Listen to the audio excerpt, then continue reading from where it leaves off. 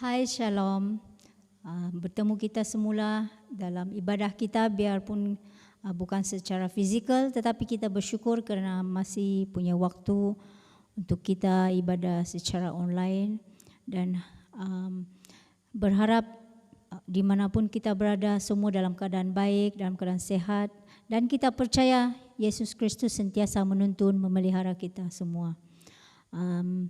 Sebelum kita memulakan ibadah kita online pada saat ini, mari kita sama-sama mempersiapkan hati, berdoa bersama-sama, kita serahkan pada Tuhan ibadah kita dan biar itu semua untuk kemuliaan Tuhan. Mari kita berdoa bersama-sama.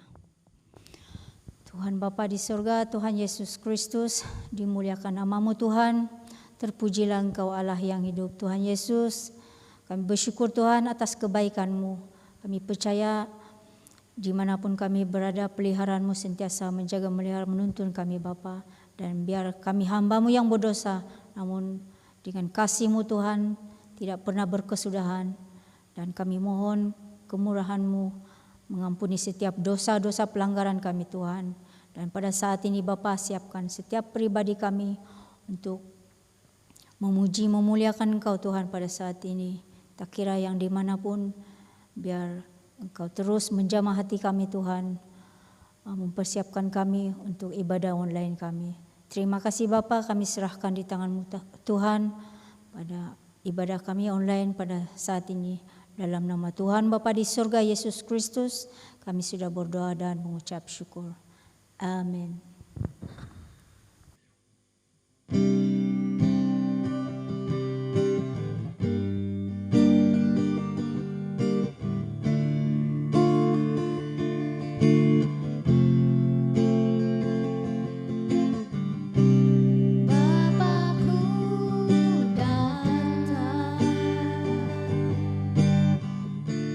Menyembah-Mu di sini.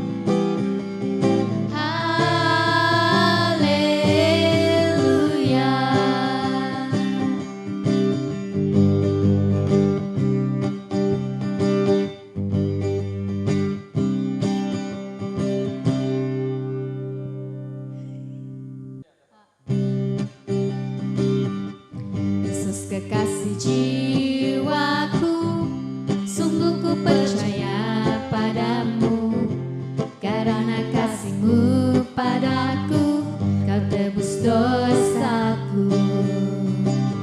Dari terbitnya matahari dan sampai terbenamnya, ku angkat lagu pujian, tinggikan nama-Mu. Dengan gendang ku puji dengan kecapi. Oh, ku bernyanyi, haleluya, Yesus kekasihku. Yesus kekasih jiwaku, sungguh ku percaya padamu. Karena kasih-Mu padaku, Kau tebus dosaku. Dari terbitnya matahari dan sampai terbenamnya, ku angkat lagu pujian, tinggikan nama-Mu. Dengan gendang ku puji dengan kecapi. Oh, ku bernyanyi, haleluya, Yesus kekasihku. Dengan gendang ku puji dengan kecapi.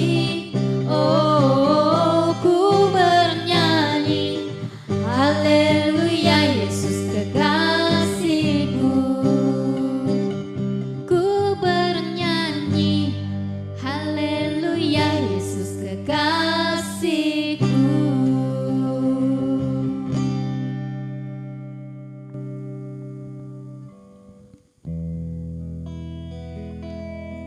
Sebelum masuk ke hadirat Tuhan, mari kita sama-sama menyanyikan lagu penyembahan ini. Siapkan hati kita biar lagu ini terus kita nyanyikan untuk mempermuliakan Tuhan. Mari kita sama-sama angkatkan lagu ini.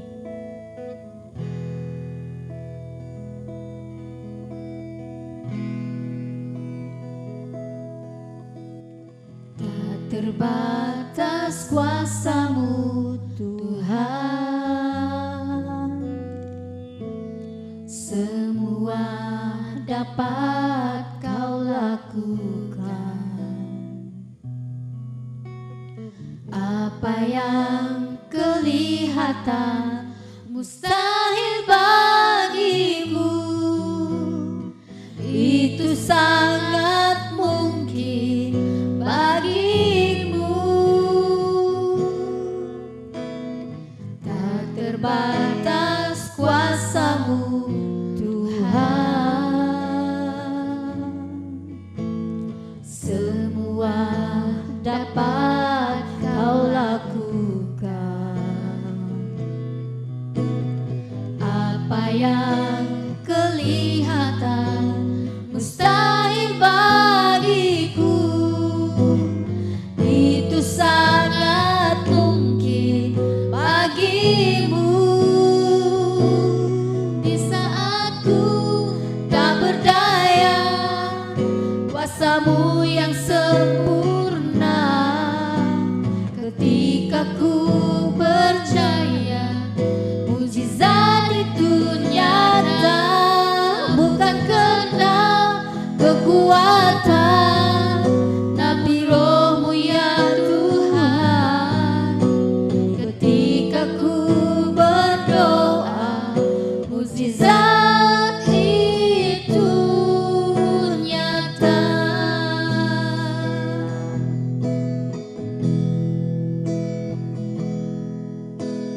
Tak terbatas kuasa-Mu Tuhan,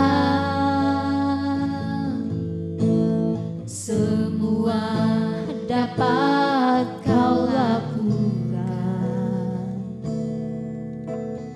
Apa yang kelihatan mustahil bagiku, itu sangat mungkin bagimu.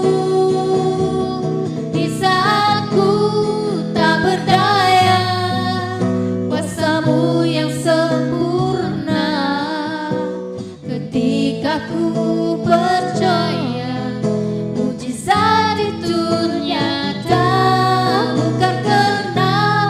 kekuatan, namun Roh-Mu ya Tuhan. Ketika ku berdoa, mukjizat itu nyata. Di saat ku tak berdaya, kuasa-Mu yang sempurna. Ketika ku percaya, mukjizat itu nyata. Bukan karena kekuatan, namun Roh-Mu ya Tuhan. Ketika ku berdoa, mukjizat itu nyata. Ketika ku berdoa, mukjizat itu nyata.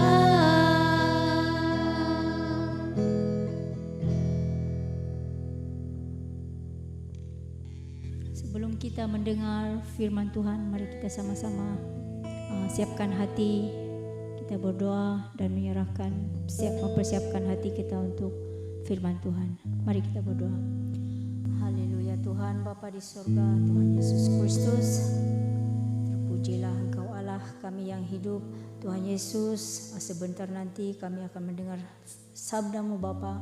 Tuhan, siapkan hati kami Tuhan untuk mendengar pesan-Mu Tuhan pada saat ini, dan agar firman-Mu Bapa bukan sekedar kami dengar, tetapi biar firman-Mu Tuhan terus tumbuh dan berakar dalam hati kami, dalam hidup kami Bapa. Seterusnya kami dapat mempraktikkan setiap perintah yang Kau telah amanahkan pada kami Bapa. Dan biar hikmat bijaksana daripada-Mu Tuhan kami mohon. Dan semua ini Tuhan kami serahkan, andalkan di tangan-Mu dalam nama Tuhan Bapa di surga Yesus Kristus. Amin. Shalom semua saudara terkasih, semoga kamu semua dalam keadaan yang sehat dan tetap pandang serta mencari Yesus dalam musim PKP ini. Apapun, jangan biarkan roh yang ada di dalam kita mulai sejuk dan terpadam. Tak kira dalam apapun situasi umat Kristen saat ini, harus kuat dan masih ingin melihat Tuhan dalam situasi genting. Saudara yang saya kasihi dalam Tuhan Yesus Kristus, minggu lepas kita sudah belajar untuk mulai serius dalam pelayanan dalam gereja, pemuridan, keluarga, memberi persembahan dan persepuluhan. Saudara, pasti banyak di antara kita tertanya-tanya bagaimana untuk serius dalam melayani Tuhan di dalam gereja. Tema saya kali ini adalah alasan kenapa melayani. Bagi kita yang dekat dengan lingkungan gereja, pasti selalu mendengarkan istilah pelayanan. Pelayanan adalah merupakan kegiatan untuk mengekspresikan cinta kasih. Sebab pada dasarnya pelayanan ini merupakan bentuk penerapan dari hukum kasih dalam Alkitab. Hukum kasih atau hukum yang terutama adalah inti ajaran Yesus Kristus yang terdapat pada ketiga Injil sinoptik, Matius, Markus, dan Lukas. Hukum ini diungkapkan Yesus ketika ada orang-orang Farisi yang ingin mencobai Yesus dan menanyakan, "Guru, perintah manakah yang terutama dalam Taurat?" Dalam Matius 22 ayat 36. Hukum yang terutama, Yesus menjawab, "Kasihilah Tuhan Allahmu dengan sepenuh hatimu, dengan sepenuh jiwamu, dan dengan sepenuh pikiranmu. Inilah perintah yang terutama dan terpenting. Perintah kedua sama pentingnya. Kasihilah sesama manusia sebagaimana kamu mengasihi dirimu sendiri." Seluruh Taurat Musa dan ajaran nabi-nabi berasaskan dua perintah ini. Hukum kasih yang pertama dan kedua memerintahkan supaya kita sentiasa mengasihi Allah dan mengasihi sesama. Jadi bentuk ekspresi kasih yang dapat kita lakukan bagi Allah Tritunggal adalah dengan ambil bagian dalam pelayanan di gereja. Sedangkan bentuk kasih kepada sesama dapat kita lakukan dengan membantu atau menguatkan sesama. Contohnya dalam membantu orang lain. Membantu orang lain sama saja artinya dengan melayani orang tersebut. Kita membantu untuk memfasilitasi mereka sesuatu yang mereka perlukan. Contohnya ada seseorang yang memerlukan bantuan kita untuk memanggil ambulans dalam keadaan darurat. Maka di sini kita melayani orang lain dengan memberikan sesuatu yang ia perlukan dengan bantuan ambulans. Yang kedua, mendengar. Mereka yang memang memerlukan telinga kita untuk mendengarkan curahan hati mereka dan minta nasihat kita tanpa memandang latar belakang orang tersebut. Dan ketiga, menyumbang. Sumbangan membantu saudara-saudara yang sedang mengalami bencana alam dan memerlukan bantuan, baik itu berupa suplai makanan ataupun uang. Kalau kita dekat dengan lingkungan gereja atau orang-orang beriman, kita pasti selalu didorong untuk melakukan pelayanan. Dan sebenarnya ada alasan kuat kenapa sebagai orang Kristen kita perlu melakukan pelayanan di gereja. Selain sebagai rasa terima kasih atas anugerah yang diberikan Allah, pelayanan juga merupakan menjaga pergaulan kita supaya sentiasa dekat dengan orang-orang yang mengasihi Allah. Sehingga secara tidak langsung kita akan diarahkan untuk berjalan sesuai jalur Tuhan. Jadi di sini ada beberapa bentuk pelayanan yang biasa kita lihat dalam gereja. Contohnya pemain musik, singer, song leader, petugas LCD, petugas kutip persembahan, membantu kegiatan di gereja, dan menjadi pengurus di gereja. Tanggung jawab yang dipikul pun besar. Saudara, pelayanan tidak hanya bertanggung jawab kepada jemaat, tetapi seorang yang melayani juga bertanggung jawab kepada Tuhan. Sehingga bagi siapa saja yang ingin menjadi pelayan di gereja, harus dimurnikan niat terlebih dahulu. Dan mereka harus mempunyai kesadaran bahwa apabila ingin melayani bermaksud mereka harus bersedia menjadi pelayan. Tetapi jangan meremehkan bentuk pelayanan apapun. Yang dilihat Tuhan bukanlah seberapa sulit atau besarnya tahap kemampuan kita, melainkan kesungguhan hati untuk melayani. Selain sebagai bentuk pelayanan, gereja juga mengasah kemampuan para kaum muda supaya mengembangkan talenta yang nantinya diperuntukkan untuk kemuliaan Tuhan. Oleh sebab itu, mereka yang akan diresmikan menjadi pelayan di gereja perlu diuji dan dilihat seberapa besar kerinduan dan kedewasaan supaya mereka dapat konsisten dalam pelayanan sehingga mereka dapat menggambarkan gambaran Kristus melalui sikap dan cara hidup mereka. Saudara, kenapa melayani? Menjadi pelayan bukanlah pekerjaan yang paling digemari di dunia ini. Ada yang melakukannya karena terpaksa, karena hanya itulah yang dapat mereka lakukan. Ada yang melakukannya sebagai satu career, pekerjaan, sehingga mereka menjadi ahli ataupun pro dalam melayani. Akan tetapi, pada umumnya orang dari kebudayaan manapun tidak suka melayani orang lain. Tetapi orang-orang Kristen dipanggil untuk melayani. Ada 3 alasan yang dikemukakan dalam Alkitab. Alasan pertama kenapa melayani adalah kita diciptakan supaya dapat mengatur hidup kita untuk kemuliaan Tuhan. Aku berfirman kepada utara, berikanlah, dan kepada selatan, jangan tahan.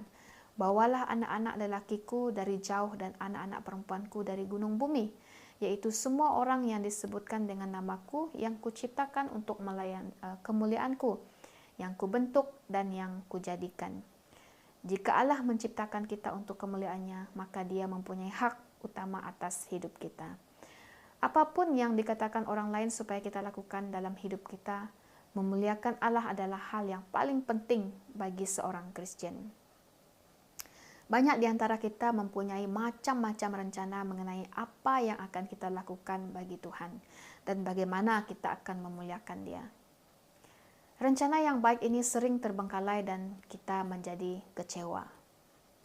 Mengapa, saudara? Sebab kita tidak menyadari bahwa Tuhan lebih memperhatikan bagaimana kita akan memuliakan Dia dalam kehidupan kita dari apa yang kita kerjakan.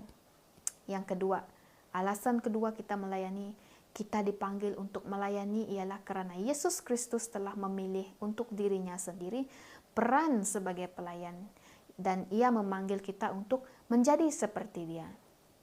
Pada mulanya kita diciptakan serupa dengan Dia, tetapi dosa telah mencemarkan keserupaan itu. Dalam penyelamatan yang disediakan Allah membawa kita kembali kepada rencananya yang semula untuk membuat kita menjadi seperti Kristus, termasuk menjadi seperti Dia dalam pelayanan kita. Orang-orang Kristen suka berangan-angan untuk makin menjadi seperti Kristus. Memang benar, siapakah yang telah menjalani hidup yang lebih mulia daripada Dia? Kita sering menyanyi, "Ku mau sepertimu Yesus." Kita mengagumi kesuciannya, ketulus ikhlasannya, dan belas kasihannya. Kita suka akan kelemah lembutannya, sifat-sifat lainnya yang mulia. Akan tetapi, kesaksian Tuhan Yesus mengenai dirinya sendiri tidak menonjolkan sifat-sifat ini. Sebaliknya, Tuhan Yesus menyatakan bahwa Ia datang untuk melayani. Firman Tuhan katakan, siapakah yang lebih besar, orang-orang yang duduk makan atau hamba yang melayan? Bukankah orang yang duduk makan itu? Tetapi aku di antara kamu sebagai melayan, yang melayan. Lukas 22 ayat 27. Kita tak dapat mengabaikan saja sifat Tuhan Yesus itu. Jika sikap kita melayani yang ada pada kita tidak makin bertambah terhadap Allah akan manusia, maka kita tidak makin menjadi seperti Yesus. Alasan ketiga melayani yang paling meyakinkan untuk menjadi pelayan ialah karena kekekalan itu sesuatu yang nyata, penting, dan ada untuk selamanya. 2 Petrus 3 ayat 10 katakan, namun demikian hari Tuhan akan tiba seperti datangnya pencuri pada malam hari. Langit akan lenyap dengan bunyi gemuruh dan segala anasir akan lebur oleh kepanasan yang dahsyat. Bumi serta segala yang wujud di dalamnya akan hangus, terbakar. Dalam segala hal kita harus ingat akan perkara yang kekal.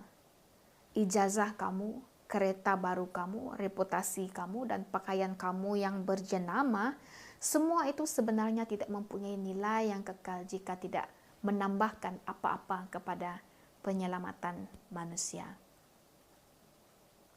Semua itu atau apa saja yang serupa dengan itu pada zaman Paulus dimanfaatkan oleh Paulus untuk memberitakan Injil, dan dia pun menempatkan diri sendiri serta segala keinginan dan perbuatannya untuk kepentingan itu.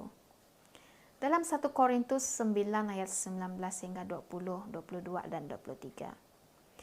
Aku orang merdeka, bukan hamba sesiapa, tetapi aku memperhambakan diri kepada semua orang supaya aku dapat menawan hati ramai orang. Bagi orang Yahudi, aku berlaku seperti orang Yahudi supaya aku dapat menawan hati orang Yahudi. Bagi orang yang terikat kepada Taurat, aku berlaku seperti orang yang terikat kepada Taurat, padahal aku tidak terikat kepada Taurat. Aku berbuat demikian supaya aku dapat menawan hati mereka. Bagi orang yang tidak terikat kepada Taurat, aku berlaku seperti orang yang tidak terikat kepada Taurat. Aku berbuat demikian supaya aku dapat menawan hati mereka. Ini tidaklah bermakna aku tidak taat akan hukum Allah. Sebenarnya aku dikuasai oleh hukum Kristus. Bagi mereka yang lemah, aku berlaku lemah untuk menawan hati mereka. Aku menjadi segala-galanya kepada semua orang supaya dengan sedaya upaya aku dapat menyelamatkan seramai mungkin. Aku melakukan semua ini untuk Injil, semoga aku juga turut mendapat berkat-Nya. Pada abad ke-19, beberapa penginjil di Guyana Belanda, sekarang disebut Suriname, ditugaskan untuk memperkenalkan Injil kepada penduduk asli di sebuah pulau di dekat situ. Sebagian besar penduduk itu menjadi budak di perkebunan besar yang terdapat di pulau itu. Pemilik tanah takut untuk Injil serta akibatnya, dan mereka mulai memperkenankan para penginjil itu berkhotbah kepada penduduk ataupun berbicara dengan anak-anak mereka. Mereka hanya membenarkan mereka dengan budak-budak lainnya. Karena itu para penginjil mulai menjual diri sebagai budak supaya mereka dapat menyampaikan Injil kepada orang-orang itu. Dengan bekerja keras dalam keadaan yang sulit di daerah yang panas, mereka berhasil menyampaikan kabar keselamatan. Memang sulit untuk melayani orang yang mementingkan diri sendiri dan tidak ramah. Akan tetapi, Tuhan Yesus berkata bahwa Bapanya selalu baik terhadap mereka yang mementingkan diri sendiri, yang tidak tahu berterima kasih, dan yang sombong. Mengapa? Karena kekekalan itu sangat nyata. Jika pelayanan dan kebaikan kita terhadap orang-orang semacam itu dapat menjembatani jurang yang menghalangi mereka untuk menerima Kristus, maka hal itu mengobati segala kepedihan hati serta segala pergumulan pikiran yang kita alami. Howard Hendricks pernah mengatakan, jika seorang tidak mempunyai pandangan mengenai kekekalan, ia akan lebih memerhatikan apa yang diperbuat orang lain untuk dirinya daripada apa yang diperbuatnya sendiri untuk Kristus. Saudara, hal ini tidak jauh berbeza dengan apa yang kita alami jika kita mencoba melayani orang-orang yang tidak kita sukai. Kita akan terlalu mementingkan diri sendiri, perasaan dan hak-hak kita, sehingga kita lupa akan kenyataan bahwa Allah memperhatikan hal-hal itu. Masalah utama yang kita hadapi untuk dapat menjalani hidup menurut kehendak Tuhan ialah karena kita orang-orang berdosa. Pada dasarnya kita ini makhluk yang hanya mementingkan diri sendiri. Kita terjebak dalam keseronokan dunia yang memikirkan siapakah yang terbesar dan bagaimanakah caranya ke arah keberhasilan. Jalan keluar dari masalah itu adalah menyerahkan diri dan tunduk kepada Yesus Kristus. Kita harus menyerahkan diri kepada Tuhan untuk menjadi pelayannya, meski kita mengalami tekanan dari berbagai pihak sekalipun. Disinilah kemurnian pelayanan itu akan tampak. Kita semua dipanggil supaya memberikan jawaban dan banyak yang menjawab, saya mau, tetapi hanya sedikit saja yang benar-benar menyerahkan dirinya. Penyerahan diri adalah suatu tindakan kemahuan yang harus diulang setiap kali ada kesempatan untuk melayani. Saudara perlu ketahui jika penyerahan itu sudah menjadi ciri yang nyata dan sikap hidup kita, pelayanan kita pun akan tumbuh secara nyata. Masalah kedua ialah kita harus menghadapi kehidupan orang-orang, lingkungan, dan keadaan yang dengan sikap, saya akan melayani seseorang di sini. Sungguh mengherankan bagaimana sikap seperti ini dapat melepaskan kita dari ketakutan kita. Banyak di antara kita yang merasa sangat tegang, kita tidak yakin akan berhasil, kita tidak yakin akan diterima, kita berprasangka mungkin kita akan menyinggung perasaan seseorang, kita takut ini, takut itu, dan hal-hal kecil yang lain. Akan tetapi bila seseorang sibuk memikirkan bagaimana melayani orang lain, maka ia akan terlepas dari banyak kerisauan. Oleh sebab itu, ambillah inisiatif dan layanilah seseorang. Dalam kitab-kitab Injil, kita tidak membaca bahwa Yesus mencari semua orang sakit, semua orang lapar, semua orang yang terganggu jiwanya. Sebetulnya, ia mempunyai kemampuan untuk menyembuhkan mereka semua. Tetapi, ia hanya melayani keperluan mereka yang dijumpainya sewaktu dalam perjalanannya. Ia melayani keperluan-keperluan mereka yang dipertemukan dengan dia oleh Bapanya. Saudara, mengambil inisiatif tidak bermaksud kamu harus membebani atau menyusahkan diri dengan semua keperluan yang diperlukan dunia. Tetapi kamu harus melangkah maju dan melayani keperluan mereka yang ada di sekeliling kamu. Jika kamu kecewa karena merasa tidak mampu melayani, itu biasa disebabkan karena kamu mencoba melakukan terlalu banyak. Mungkin kamu mencoba menyembuhkan sekumpulan orang, padahal kamu seharusnya memusatkan diri pada satu orang. Kecilkan lapangan kegiatan kamu, bukan untuk mengurangi pelayanan, melainkan untuk memusatkan perhatian pada apa yang dapat kamu lakukan secara efektif bagi mereka yang berada di sekitar kamu. Saudara, sebelum Yesus makan jamuan Paskah terakhir bersama murid-muridnya, dia mengambil air dan mencuci kaki murid-muridnya. Tuhan semesta alam merendahkan diri untuk mencuci kaki yang kotor dari ke-12 orang itu. Lalu ia berkata kepada mereka, setelah membasuh kaki murid-muridnya, Yesus memakai semula jubahnya dan kembali ke tempatnya di meja.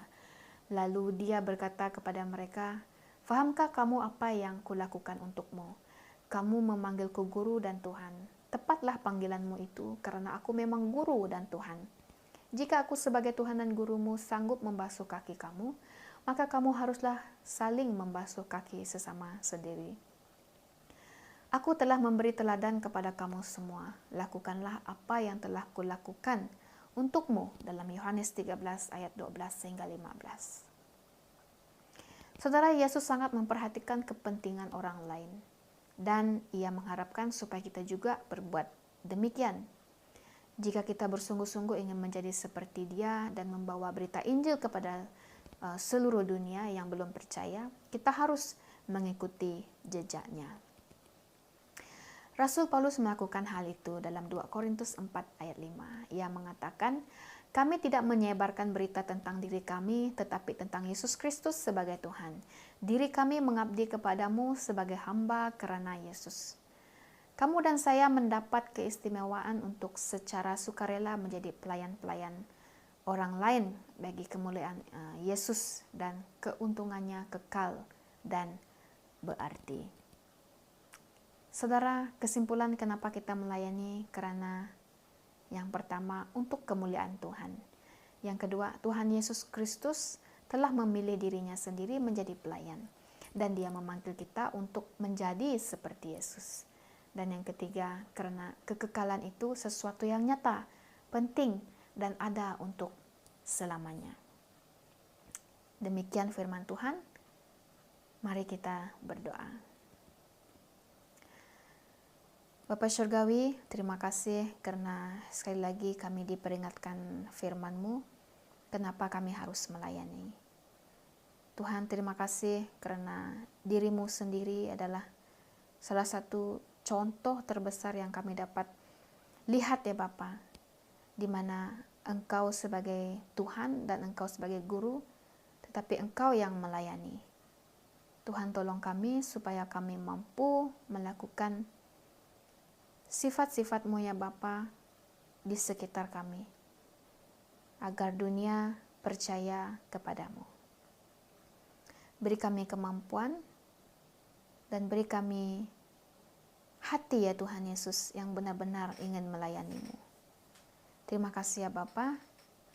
Di dalam nama Yesus kami sudah berdoa. Amin.